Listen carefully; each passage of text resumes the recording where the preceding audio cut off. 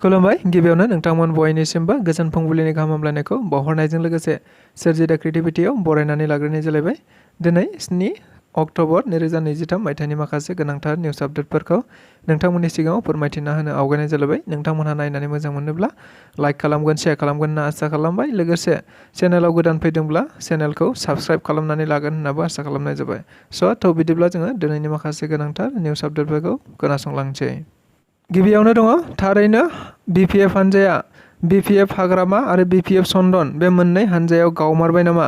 थारैनो सन्दन ब्रह्मआ हाग्रामा महिलारिनिफ्राय आनज्रायनानै थामारबाय नामा? थारैनो हाग्रामा महिलारिया सन्दन ब्रह्मखौ सिनायमारा नामा? थारैनो हाग्रामा महिलारि आरो सन्दन ब्रह्मनि गेजेराव गोरोबलायनाय गैमारला नामा? बाथ्राफोरा समाजारि बिजोंनि गेजेरजों बयनिबो खुगा खुगा गोसारबाय थानायखौ आथिखालाव नुनो मोननाय जादों। नंगौ, आथिखालाव सन्दन ब्रह्मखौ बिपिएफ हानजाजों गुबुन गुबुन हाबाफारियाव खामानि मावफायैखौ नुनो मोननाय जादों, जायखौ लानानैनो हाग्रामा महिलारिया जानांगौ सिगां समाव सन्दन ब्रह्मखौ सिनाया, सन्दन ब्रह्मआ सोर होननानै बायदिसिना बाथ्रा बुंथिदोंमोन खौरांगिरिफोरनि गेजेरजों। मख'नो गोनांथि बे बाथ्राखौ मैयाबो आरोबाव फिन हाग्रामा महिलारिया बुंथिनायखौ नुनो मोननाय जादों, जेराव सन्दन ब्रह्मखौ बिथाङा सिगां समनिफ्रायनो हारसिङै गावस्रानानै दं होननानै बिथाङा बुंथिनानै होदों। बेनि अनगायैबो बिथाङा बुंथिबावनाय बायदिब्ला सन्दन ब्रह्मआ जुदि बिपिएफ हानजाजों खामानि मावफिननो गोसो दङब्ला बिथाङा बिपिएफ हानजायाव गोदानै जयेन जाफिननांगोन होननानैबो खौरांगिरिफोरनि गेजेरजों बुंथिनानै होबावदों बिथाङा। थारैनो बेबायदि जामारोब्ला बिपिएफ हानजाया बेसे गोबाव थामारगोन? हाग्रामा महिलारिया थारैनो सन्दननि अनगायै हानजायाव हमथानानै लाखिनो हागोन ना? बाथ्राफोरा जोबोद गोसारलांबाय थादों। मख'नो गोनांदि आगुनि समावबो बेबायदिनो बिपिएफनि गुबुन गुबुन दैदेनगिरि बिथांमोनहाबो बिपिएफनिफ्राय साफा साफा गुगालांबाय थानायखौ नुनो मोननाय जादों। थिग बेबायदिनो आरोबाव आथिखालाव बिपिएफ हानजानि गोबां दैदेनगिरिफोरनि एबा सापर्टार बिथांमोननि खुगा खुगा सोलिबाय थादों। थारैनो सन्दन ब्रह्मआबो बिपिएफनिफ्राय गावस्रालांमारसिगोन नामा? बायदि बायदि सोंनायफोरा। नंगौ, बेखौ नोजोर बोनानैनो आथिखालाव हाग्रामा महिलारियाबो सन्दन ब्रह्मनि हेंथायै बायदि अजद होबाय थानायखौ नुनो मोननाय जादों, जायखौ नुयोब्ला बिपिएफ आरो सन्दन ब्रह्मनि गेजेराव गावस्रालायनाय एबा गोरोबलायनाया गैला। दुलाराय बर' फरायसा आफादनि बानजायनायाव फिन बड'लेण्ड इउनिभार्सिटिनि भाइस चेन्सेलर लाइस्राम लादु सिंहनि हेंथायै खुद्रिसारनायखौ नुनो मोननाय जादों।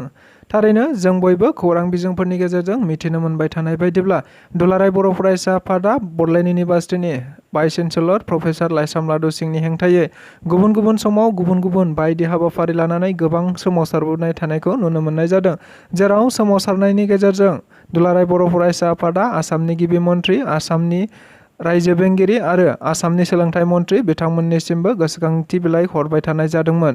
नाथाय आथिखालावबो बड'लेण्ड इउनिभार्सिटिनि भाइस चेन्सेलर लाइस्राम लादु सिंहखौ होखारनाय जायाखै। जाहोनाव दुलाराय बर' फरायसा आफादा दाबो गोख्रोङै सोमावसारबाय थानायखौ नुबाय थानाय जादों। नंगौ, बेखौ नोजोर बोनानैनो मैयाबो आरोबाव दुलाराय बर' फरायसा आफादनि बानजायनायाव बड'लेण्ड इउनिभार्सिटिनि लांगोना मोखाङावनो 5 घन्टा धरना हाबाफारि लानाय जादों।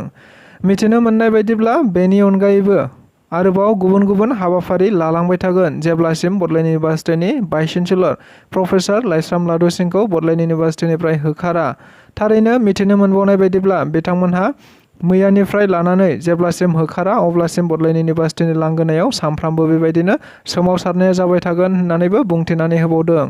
बेनि अनगायैबो दुलाराय बर' फरायसा आफादनि लोगो आफादगिरि खोरोमदाव औवारी बिथाङा बुंथिनानै होनाय बायदिब्ला जुदि गोनांथि जायोब्ला बड'लेण्ड इउनिभार्सिटिखौनो बन्द' खालामनाय जागोन होननानैबो बुंथिनानै होबावदों। आथिखालाव प्रमद बर' दैदेननाय बिटिआर सरकारा मोनसेनि उनाव मोनसे बायदि बायदि खेला गेलेनायखौ नोजोर बोनानै गोबां जौगा थाखोनि नेशनेल आरो इन्टारनेशनेल खेला गेलेनायफोरखौ खुंफुंबाय थानायखौ नुनो मोननाय जादों। मिथिनो मोननाय बायदिब्ला बेखौ नोजोर बोनानैनो आरोबाव देग्लाय क'क्राझाराव 77थि सन्टोष ट्रफी 2023 आरो 2024 मायथाइनि गेलेनायखौ खुंफुंनो थाखाय साखाफारा जानायखौ मिथिनो मोननाय जादों। मख'जाथावदि बे बाथ्राखौ गुबैयै मैया क'क्राझारनि एमएलए लरेन्स इस्लारि बिथाङा मोनसे खौरांगिरि मेलनि गेजेरजों फोरमायथिना होदों। मख'नो गोनांदि देग्लाय सन्टोष ट्रफी गेलेनायनि ग्रुप डि हानजाखौ फैगौ 8 अक्ट'बरनिफ्राय 17 अक्ट'बरसिमहालागै साइ स्टेडियाम आरो क'क्राझारनि केडिएसए बे मोननै गेलेग्रा फोथाराव गेलेहोनाय जागोन होनना मिथिनो मोननाय जादों। लोगोसे बे मोननै फिल्डआव गेलेनायखौ नायनो थाखाय गासैबो नायगिरिफोरा टिकेटनि गोनांथि जागोन एबा टिकेट लानानैसो नायनो मोनगोन होननानैबो बुंथिनाय जादों। मख'जाथावदि बिथां एमएलएआ खौरांगिरिफोरनि सिगाङाव बुंथिनाय बायदिब्ला साइ स्टेडियामनि थाखाय भिआइपि गेलारियाव 100 रां आरो जेनारेलनि थाखाय 50 रां, बेबायदिनो केडिएसएनि थाखाय भिआइपि गेलारिनि थाखाय 50 रां आरो जेनारेलनि थाखाय 20 रां बेबायदिनो बुंथिनानै होबावदों बिथाङा। महम्मद नुर इस्लाम शेखखौ सासे आइजोखौ जिनाहारि खालामनायनि दायाव 10 बोसोरनि जोबथेसालिनि साजा फोसावनाय जाबाय। थारैनो मख'नो गोनांदि महम्मद नुर इस्लामजों लोगोसे 3 दायनिगिरिफोरखौ क'क्राझार जिल्लायाव सासे आइजोखौ न'आव थांनानै जिनाहारि खालामनायनि दायाव हमनाय जादोंमोन। मख'जाथावदि बे हमनायनिफ्रायनो बिथांमोनखौ जोबथेसालिनि साजा फोसावनायजों लोगोसे मैया जोबथेसालिनि मोनसे जोबथा बिजिरनायखौ मिथिनो मोननाय जादों, जेराव महम्मद नुर इस्लामखौ 10 बोसोर जेलनि साजा फोसावनायजों लोगोसे 2 दायनिगिरिफोरखौ दाय गैया होननानै हगारनानै होनाय जाबाय।